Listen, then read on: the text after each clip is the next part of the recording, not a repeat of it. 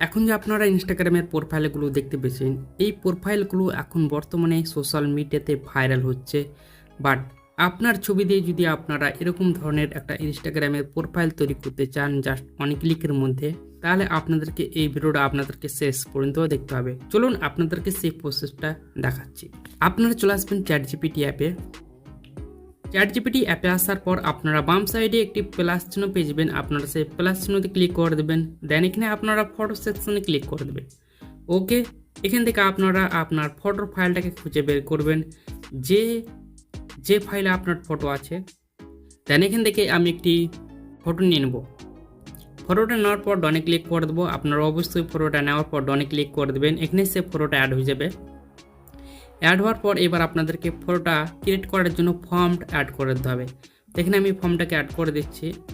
এই ফর্মটার মধ্যে আপনাদেরকে দুটো জিনিস চেঞ্জ করতে হবে। একটা হচ্ছে নাম, এখানে দেখতে পাচ্ছেন আমি নাম লিখে রেখেছি। আপনার যেটা নাম হবে আপনারা সেই নামটাকে এখানে লিখে দেবেন, ঠিক আছে? এই নামটা লিখে দেবেন।